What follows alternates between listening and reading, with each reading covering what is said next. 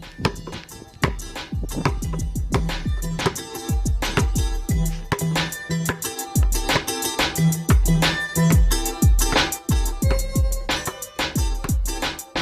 Hoop Heads Podcast is brought to you by Head Start Basketball. As an American coach trying to coach professionally in Europe, it's hard to get into France. It's hard to get into Spain. So my mentality was, let me go be a national team coach in the future, and then those guys will respect it. And I'll, have these opportunities to get into some of these countries and places that maybe they wouldn't look at you or consider you before. Mike Taylor has coached basketball at various levels all over the world. He most recently served as the head coach of the Fraser Valley Bandits professional team in Canada. From 2014 to 2021, Mike was the Polish national team coach, where he led Poland from FIBA World Ranking number 42 to number 13. He also guided Poland to their first World Cup in 52 years and only their second overall. Mike served as an assistant coach for the Czech Republic National Team from 2009 to 2013. He has coached professionally in Germany and England. In addition to his overseas experience, he has coached with the Maine Red Claws in the NBA G League, the Rio Grande Valley Vipers, the Kansas Cagerz, and the Dodge City Legends. Mike started his coaching career as a graduate assistant coach at Clarion University, followed by stints as an assistant at Indiana University of Pennsylvania and Pittsburg State, before heading overseas to coach professionally in Germany. Hey Hoopheads, I wanted to take a minute to shout out our partners and friends at Dr. Dish Basketball. Their Dr. Dish shooting machines are undoubtedly the most advanced and user-friendly machines on the market.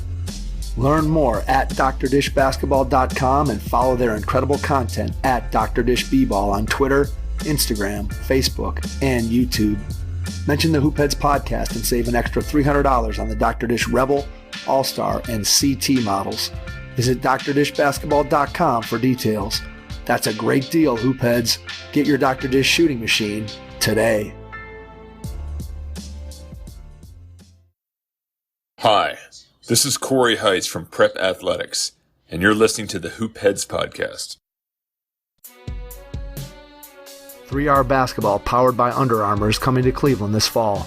Get your 3-on-3 team together and register at ua3rbasketball.com.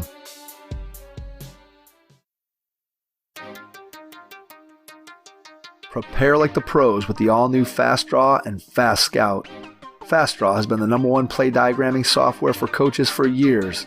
You'll quickly see why Fast Model Sports has the most compelling and intuitive basketball software out there. For a limited time, Fast Model is offering Hoopheads listeners 15% off Fast Draw and Fast Scout. Just use the code HHP15 at checkout to grab your discount, and you'll be on your way to more efficient game prep and improved communication with your team. Fast Model also has new coaching content every week on its blog, plus play and drill diagrams on its Playbank. Check out the links in the show notes for more. Fast Model Sports is the best in basketball. Take some notes as you listen to this episode with Mike Taylor, international basketball coach. Hello and welcome to the Hoopheads Podcast. It's Mike Klinzing here without my co-host Jason Sunkel this morning.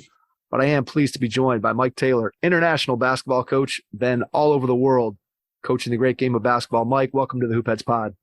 Thank you, Mike. Happy to be here. Excited to have you on. Looking forward to being able to dig into all the things that you've been able to do in your coaching career. Let's go back in time to when you were a kid. Tell us about some of your first experiences with the game of basketball.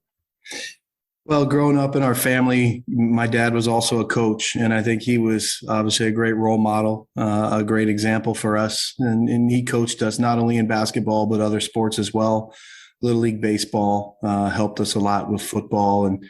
But obviously being around his teams in practice, and, I was a ball boy during his time at Clarion University.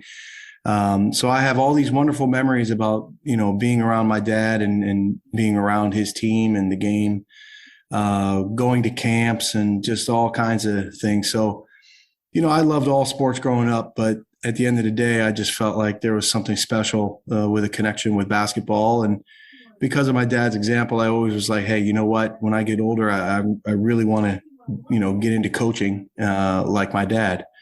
So that's kind of the way it all started. and I've had, wonderful life experiences with the game. And I think the earliest memories growing up are really centered around my dad. When you think about all the opportunities that you had to be around your dad and watch him coach and be around his teams, and then you think about your own development as a coach, are there one or two things that you can point to that you feel like are a part of your coaching today that came from the influence of your dad? There's no doubt. He's been my biggest influence, and he's been my biggest example.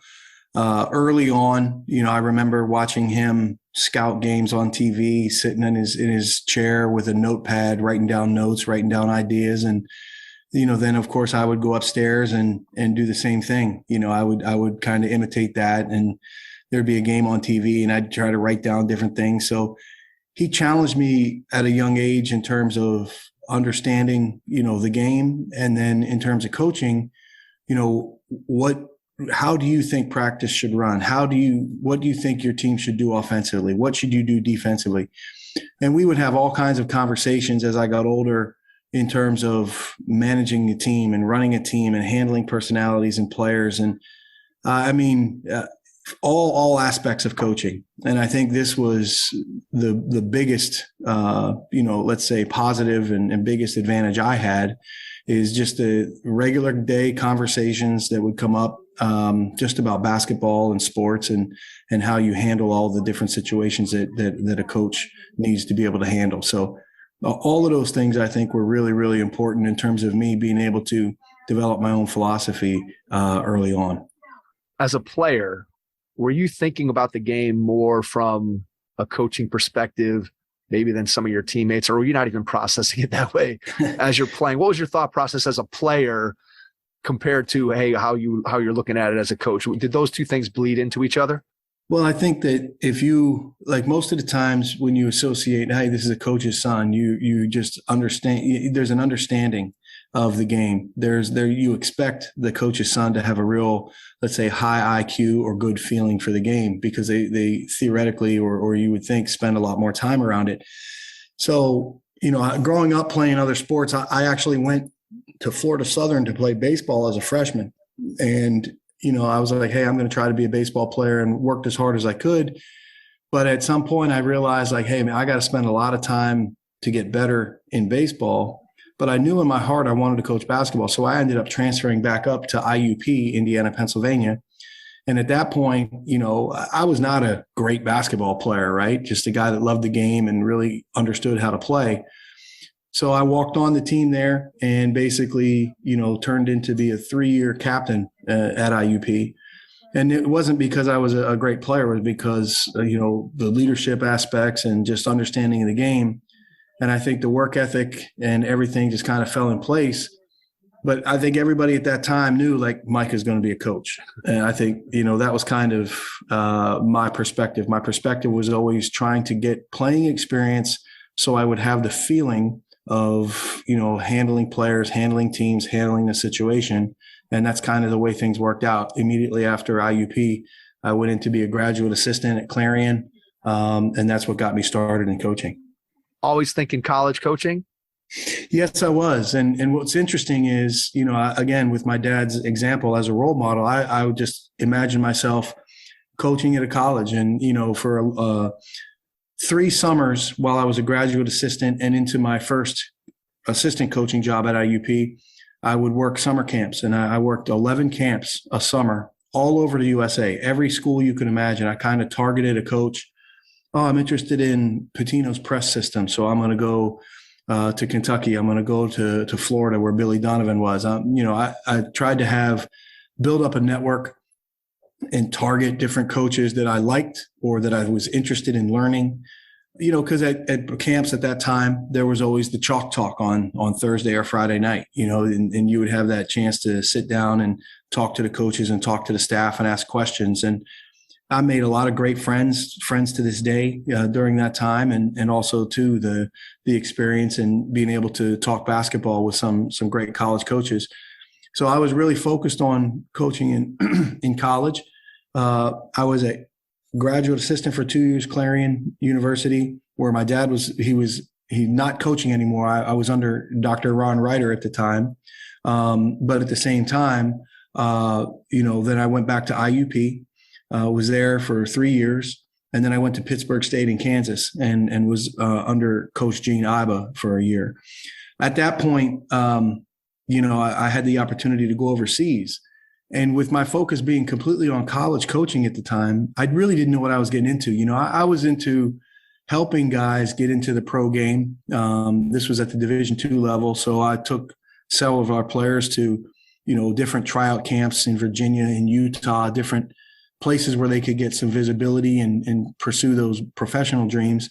And one of the things that I did was through a group called Planet Basketball. I took as an assistant coach in 97, I went to 97, 98. I went to the Caracas, Venezuela, as an assistant coach. And then a couple summers later, I went as a head coach to Finland in the Czech Republic. And that was my first experience really being in Europe and seeing the European basketball game.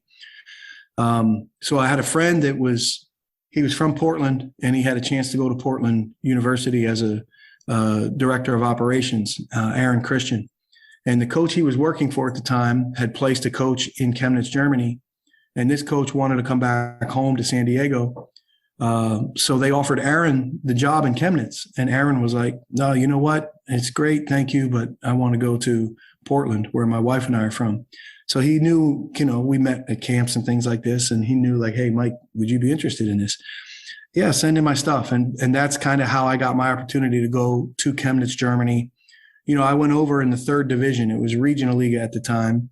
And I think this is the point. A lot of guys are like, oh, I'd love to coach overseas, but they want to go overseas at the top level. And that's not realistic. Like I went over and started in a lower level. And even to this day, some of the greatest memories I have are of that lower level coaching overseas, where you have a couple students, you have a couple guys working in town, you have a couple pros, and it's just kind of it's a fun level. You're practicing at night most of the time so that everybody can coordinate their schedules. And,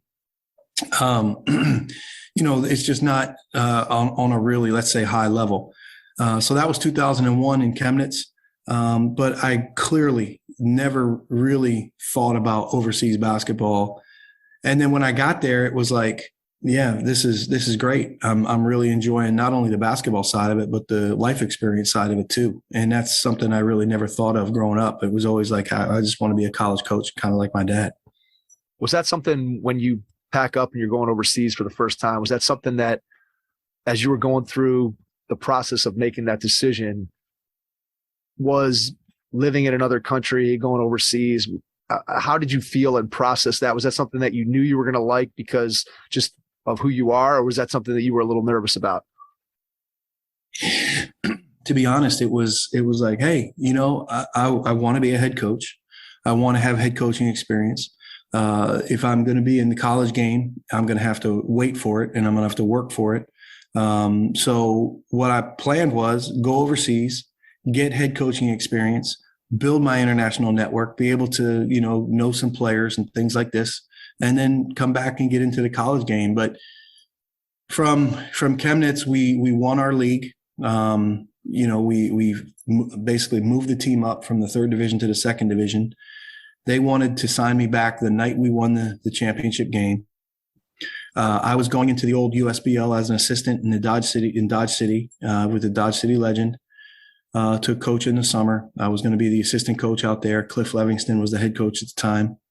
And basically I told him, hey, this will end July 1st, July 2nd. At that time, I'll have a real clear picture. Let's talk then. They just moved on. So I was kind of like looking, okay, I need to find something.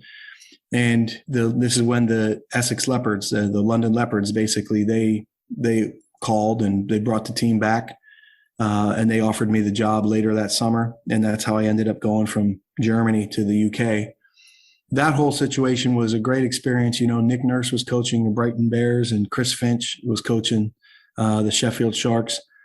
I loved the league. It was really cool. And instead of like in Europe, you're playing basically a Saturday or Sunday game, a weekend game, with every once in a while a Friday, Sunday doubleheader. In Britain at the time, you would play any day of the week. So, I would run a practice in the morning or in the early afternoon and then drive to scout games, where we were just outside London. It was a great location to just get to different places. So I was spending a lot of time, live scouting and just really working on all the different aspects of coaching. And I think that's one of the things about coaching overseas is, in the USA, many times you have a big staff, a big support staff. And I think overseas, you may have one assistant, two assistants, if you're lucky. You end up doing a lot of things yourself. So, and again, around the year 2000, 2001, 2002, there was not the big, let's say, scouting online with, let's say Synergy and some of these other possibilities. So I was doing a lot of live scouting, driving to games and things like this. Our team in the UK was not very good. We basically crashed at the end of the season, and the team folded, came back a year or two later with the support of the fans as a first division team, so not the British Basketball League, and they're still there. But basically, they brought the team back. The team crashed, and then I was basically, they're like, "Hey, you can help us bring the team back. Stay here," and I'm like, man, I want to coach basketball. I don't want to sit here and try to save the franchise, So that's when I got connected with Ulm, Germany, and that's where I kind of made my name in Ulm. I was there for 8 seasons, 2003 to 2011. We moved the team up from the second league to the first league. We built it into a playoff team. And then basically at that point, when we had the team in the playoffs, they came to me and said, "Hey, look, there's going to be a new arena in a couple of years. We just want to keep the team in the league, and we want to focus on young players." So we basically let most of our veteran guys go, and we brought in some young prospects, some really talented guys who are a couple of them just finishing their careers in basketball in Europe, and they've had great runs. So I was there for 8 seasons, and basically, you go to a team, and I really am a big believer in being a fit. You as a coach have to have the value system, and it's got to match the values of your management and organization. And when you can find that, then you can really do some great things together. And I just was a really good fit for Ulm at the time. They really wanted to move the team up. So as a young coach, I was able to, take on that challenge. It took us into our third year. Our third year, we went 29-1 and won our league and moved up. And, in Germany and Europe, the promotion relegation system in Germany, it's called the Aufstieg.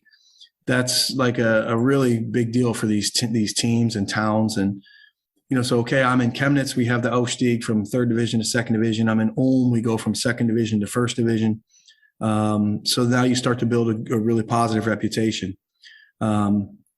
Towards the end of my Ulm time, let's say not the end, but let's say 2009, 2010, when we started to really refocus on the younger players, one of my good friends, Pavel Badinsky, a coach from the Czech Republic, was named the national team head coach of Czech Republic. And I met Pavel when I was in Chemnitz. Komutov, the team he was coaching in the lower division in Czech, was 40 kilometers from Chemnitz. And we got to be really good friends. We would play friendly games. We had a training camp in Komutov. I would go visit his family. He would come watch my games. So we got to be really good friends in coaching. And so he gets named the Czech national team coach and was like, "Mike, would you like to, be an assistant with Czech Republic?" And of course I was like, yes. We had a couple players, Konrad Wasaki, Per Gunther, and then Robin Benzing in Ulm. These guys were a part of the German national team program. So we were developing some national team caliber young players through our program. And I got to see the national team game for the first time in Ulm. And I was like, man, this is really cool. I really think this is great. I would love to be involved someday. And I think the other factor for me was, as a coach in Europe, the market is not as big as you think it is, right? It's like, oh, there's all these countries, there's all these teams, all these divisions. But a lot of these countries are really difficult to get into. Let's say France is very protective and they really support the domestic coaches. And that's not bad. It's not wrong. But as an American coach trying to coach professionally in Europe, it's hard to get into France. It's hard to get into Spain. So my mentality was, let me go be a national team coach in the future. And then those guys will respect it. And I'll, have these opportunities to get into some of these countries and places that maybe, they wouldn't look at you or consider you before. So I jumped at the chance to be with Pavel, and we started in the B division at the time, the lower division, and then they revamped the whole national team system. So I was with Czech Republic for 4 years, and we built it up. We qualified for Eurobasket 2013 in Slovenia, and we won the first 2 games there for in 17 years for Czech Republic at Eurobasket. We had a great upset win over Poland, and that would later help me, when I was, applying for the Poland job. Right. So that's kind of how that thing all came together. But after my time in let's say Ulm, when my contract was not renewed, Nick Nurse was leaving Iowa Energy and going to RGV, the Vipers in Rio Grande Valley in the D League. And he hired me to come down there and be an assistant. And he really helped me out a lot in terms of understanding the D League. And I don't think it was, the best year for us. Obviously, there's high expectations with RGV trying to win a championship, and we did not that year. But in terms of learning the league and understanding it and being around the Rockets and Rocket Ball and everything, it was really great for development. That next year, I got a chance to be the head coach of the Maine Red Claws. The Celtics hired me. And basically, these were 2 really important years developmental-wise. I was around Doc Rivers and his staff their last season in Boston. And Doc was really good to me. And basically, I was around the Celtics a lot and with them for their playoff series against New York, and just, on the European trip playing Fenerbahce in Istanbul and Milan. So we had, great experiences there, but the chance to work on my game, I spent a lot of time talking defense with those guys and tried to really improve myself defensively. I think in Europe, I was known as kind of a guy that was really good with players. People say players coach, but I just think a guy that was really good with players, positive motivator, but then at the same time, just a, pretty creative offensive coach. But to be honest, let's say maybe not the most, best defensive guy at the time. So, kind of doing a self-assessment and like, okay, how can I really get better? How can I really use this opportunity? That was kind of the way that, ask questions and try to build your defensive system and take it to the next level. And one of the best things happened to me when and I'll get back to the Celtic stuff in a minute, but, a guy that I had coached against, he was coaching for Alba Berlin, Luka Pavicevic. We got to be really good friends. We beat Alba Berlin in Ulm in 2007, 2008. We beat them twice, once in Ulm and once in Berlin. And then we took them to double overtime in a cup game in Berlin. And from that time, we just had their number. And Luka, a great coach there in the EuroLeague at the time, he's looking at this and he's like, so we got to be really good friends. I would go visit him for EuroLeague games when I had free time, and we would, be out late in Berlin talking basketball. And what I liked about Luka so much was his background from the former Yugoslavia coaching and former Yugoslavia school. And this was really interesting to talk basketball with him and get his perspective and philosophy. And we were just very different. He was very methodical, just really coaches in charge. And you do it this way. And again, I was a little different. I was just always trying to build a positive environment and have good relationships with the players and things like this. So I think we had mutual respect from different perspectives. But he was coaching the Montenegro team my first year in Poland, and we played them in a friendly game. And after the game, we met and went out and we're talking like we had done many times before. And he's like, Mike, it's different now. Your team is different now. And I thought that was one of the best compliments that I could ever receive coaching wise. A guy that knew me, that was, I think, a colleague and mutual respect could see there was difference in the way we defended, the way we played, the way we were structured. And, coming from the former Yugoslavia school, I thought that was really, really, respectful. I took that as like, hey man, I'm on the right track. So getting back to the Celtics, Doc left after my first year. And a lot of his staff went out to LA with him. And then Brad Stevens came in. So I had the good fortune to be around the Celtics, and work closely and observe these great coaches. So, you look at some of the great coaches in the game right now. You talk about Nick Nurse, what he's doing in Toronto and Canada. And then you talk about, Doc and Brad. I think these are fantastic guys. So it's like, okay, you've seen the best. You've seen how the best work. You've seen what they do. You try to take some of the good things from them and try to build yourself up in your own image in your own way to be yourself. But you know what the best is like. You know how they are. You know what it is. You have a clear picture. So after 2 years with Maine, we made the playoffs for the first time in team history. My first year. Second year, we struggled a little bit. Obviously the changeover from Doc to Brad. Brad was learning a lot about everything, and our team, we basically had some good things happen along the way, but it was, you see the good parts of the D League, you see the tough parts. I coached in the All-Star game the first year and then made the playoffs. And then the next year we just, we couldn't really put it together. So during that time, that's when I got the Poland job. I think I was hired in January of my second D League season. So after that, it was just like, all right, I'm going to focus on being the national team head coach in Poland.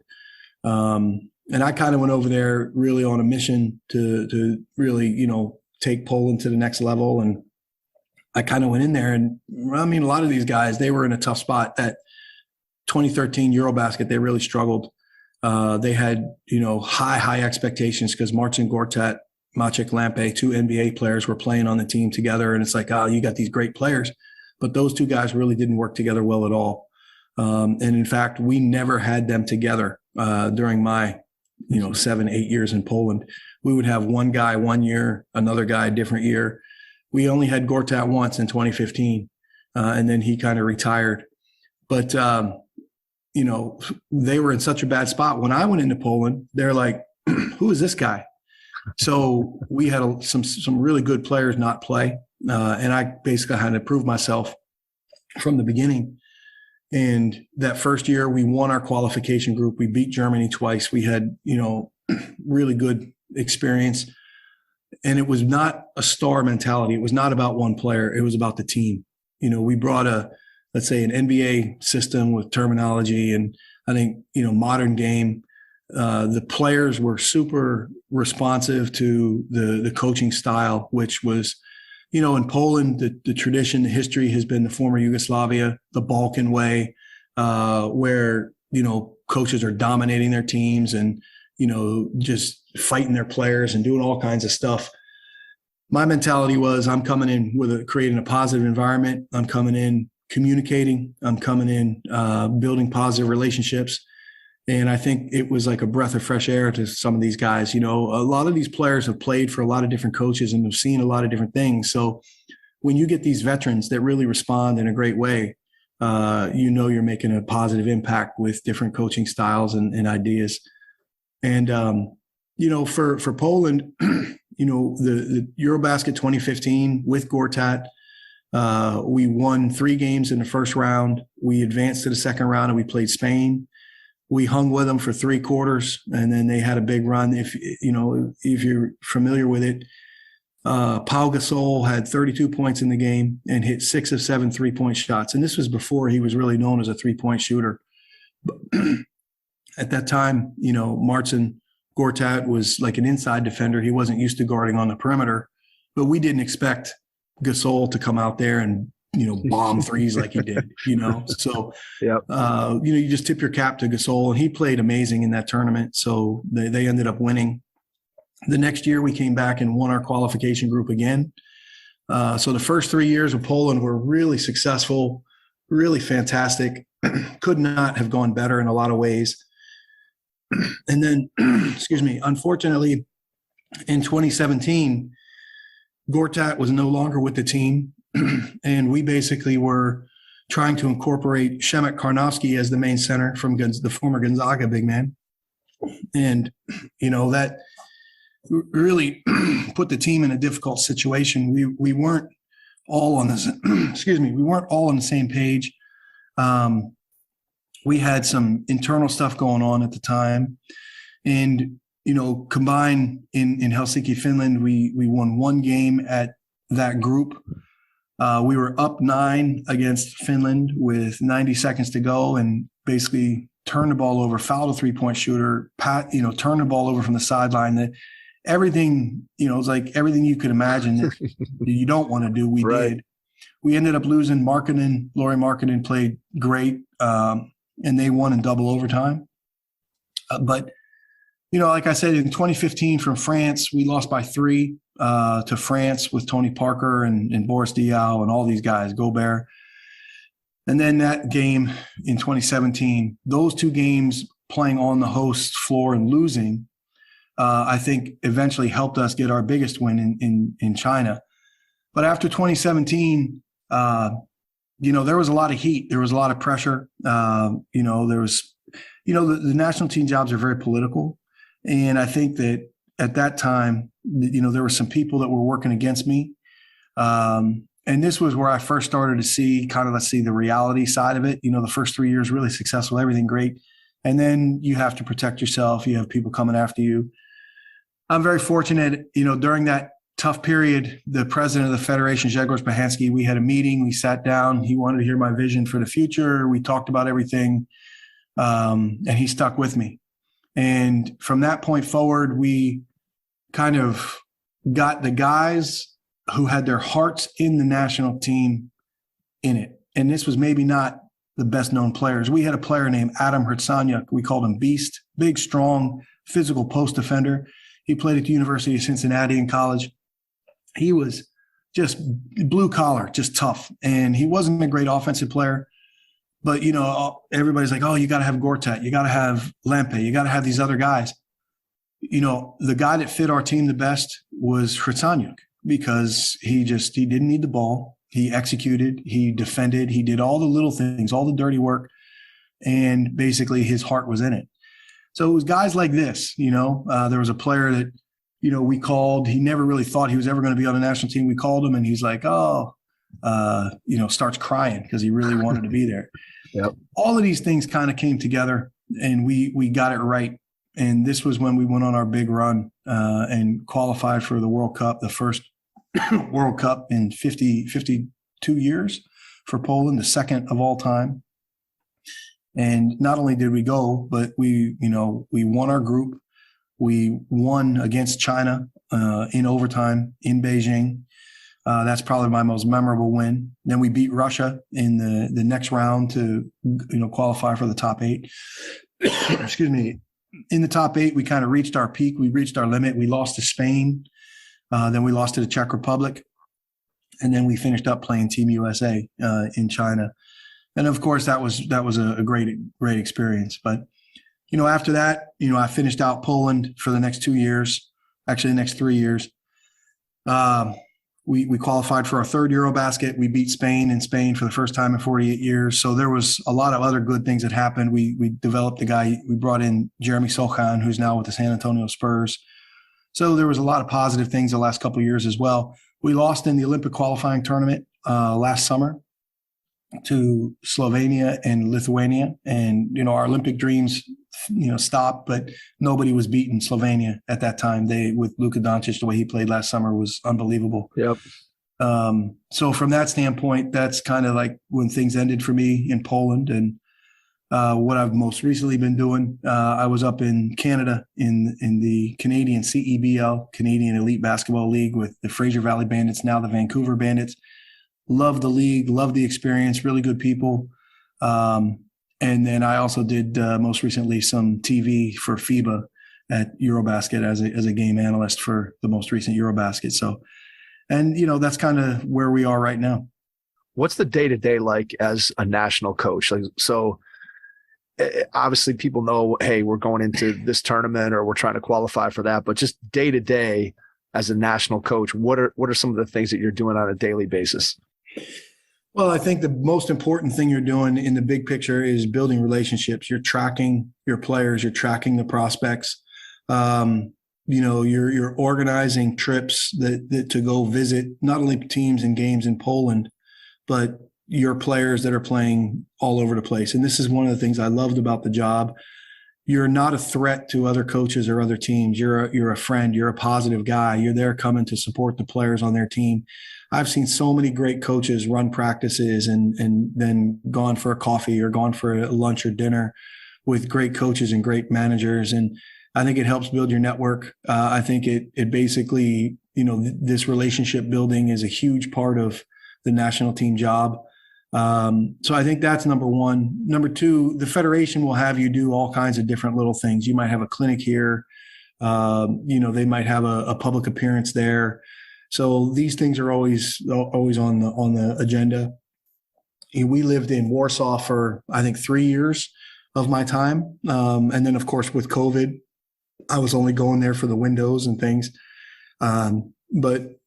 You build connections, you build networks, you build these relationships, and you kind of really get to know the environment, the landscape of basketball in the country. The time that I had with Poland was wonderful. I've got some friends for life. We accomplished a lot in all of those things. I guess I would say it's more of a general manager type position day to day in terms of planning and organizing and different things. But in terms of the coaching aspect of it, that comes in when you're in a training camp or along those lines. So these were really good, I think, experiences as well in terms of building career and having a chance to build up the national team, build up the organization, track all the prospects, and just be involved with all aspects of it. Absolutely. You've been able to have your hand in a lot of different things, as you talked about earlier in your career, where you don't have a lot of assistants and you're doing those things that maybe a head coach has somebody else if you have a bigger staff that can do that. But because you got the opportunity to do those things earlier in your career, I'm sure that benefited you as you move forward. One of the things that I've heard you say a bunch of times is talking about how you wanted to build an environment, a culture where it was player friendly and where you were trying to build those relationships with your players. Was that something that you knew you wanted to do right from the start, or was that something that sort of evolved over time as you got the opportunity to watch and connect with all these other great coaches that you had an opportunity to interact with? I've always been a naturally positive person. I've always kind of been a leadership type person, in teams and sports. And I think, a lot of it has to do with, my faith and things like this. So the values that I have as a person, the values that I bring, I think those things just naturally show through. But in terms of coaching, again, you go back to like my dad's example, like, how do you think the team should be? How do you think? And when you're around good coaches who communicate well and who create this good environment and who have good relationships with players, I think this is the key for coaches. You have to be who you are. You have to be yourself. But can you maintain that positive relationship, that positive energy, and still be respected and things like this? And I think that this is where the personality comes in. I've always kind of had the mentality of fun with discipline. I want players to enjoy coming to the gym. I want people to have fun with basketball, but you can't just have too much fun because then you're not going to win. You're not going to work. So you have to have that discipline. And the point is, I feel like the coach, as he's reading the team, if you're having too much fun and messing around too much and you're not locked in, that's where the coach comes in and in the right way addresses it and adds the discipline. And sometimes the other way, you can have too much stress, too much pressure, on the team. That's where you have to kind of find a way to ease it and find a way to help the players enjoy it and have fun. So this fun with discipline has kind of been always what I've tried to build. Again, people do what they know. So if you want to be a coach, you've been around, the old school in the USA, yellers and guys that are trying to dominate their team. If that's what that's what you've seen, more often than not, that's what you're going to do, unless you say, hey, I think there's a better way. I want to try to do something else, but again, we all have to be who we are. And for me, it's just being a naturally positive person, being, a good communicator and trying to help guys have fun. But I do really believe that we as people are at our best when we love what we're doing. when we're having fun with what we're doing, when we're enjoying what we're doing. I think that's when people are at their best. And the point is, how can you get not only one person, but a whole group? How can you get a whole team with the whole team dynamics? How can you get that team to that point where everybody's really enjoying it, And we know you have a big win and there's always one person who's not happy. You can't, Yep, right. You can't waste your energy on that one person or you'll never enjoy it. So you have to be able to detach a little bit from it and just be like, okay, like we're doing the very best we can. We'll manage the situation as it is. But, that's part of it. That's how it is. I love that idea of connecting fun with the game, right? Because you think back to when you were a kid and why does anybody pick up a basketball? Because it's fun. And I think sometimes it's easy to get lost in the day-to-day minutia of what coaching is or what playing is and forget that there's supposed to be a fun aspect to it. And I think we're moving in that direction in the coaching profession. Certainly, as you mentioned earlier, you think back to what coaching was like in the 70s, 80s, early 90s, and you had much more of that dictatorship style of coaching. And not that those coaches still don't exist, because they do, but I think certainly the way the coaching profession is moving is towards that relationship building and that creating an environment where people can flourish. And as you said, when you're doing what you love, you're probably going to do it better than when you're playing out of fear. And I think that's the direction that the coaching profession is headed. And to me, that's a huge positive. Before we get out, Mike, I want to give you a chance to share how people can connect with you, find out more about you, what you're doing. So whether that's you want to share social media, email, whatever you feel comfortable with. And then after you do that, I'll jump back in and wrap things up. I appreciate that, Mike. I'm not a big social media guy, no Twitter, nothing like this, no Instagram. So basically fans or friends or people interested in coaching or connecting, people can reach out to me, just old school. Email is MikeT_15@hotmail.com. And my phone number, email me first, and then we'll get to that next step in terms of, contact with numbers and stuff like that. Perfect. Mike, cannot thank you enough for taking the time out of your schedule this morning to jump on with us. Really appreciate it. And to everyone out there, thanks for listening, and we will catch you on our next episode. Thanks. 3R Basketball, powered by Under Armour, is coming to Cleveland this fall. Get your 3-on-3 team together and register at ua3rbasketball.com.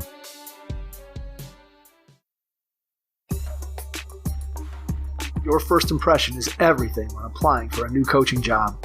A professional coaching portfolio is the tool that highlights your coaching achievements and philosophies, and most of all, helps separate you and your abilities from the other applicants. The Coaching Portfolio Guide is an instructional, membership-based website that helps you develop a personalized portfolio. Each section of the Portfolio Guide provides detailed instructions on how to organize your portfolio in a professional manner. The guide also provides sample documents for each section of your portfolio that you can copy, modify, and add to your personal portfolio. As a Hoopheads Pod listener, you can get your Coaching Portfolio Guide for just $25. Visit coachingportfolioguide.com/hoopheads to learn more. Thanks for listening to the Hoopheads podcast, presented by Head Start Basketball.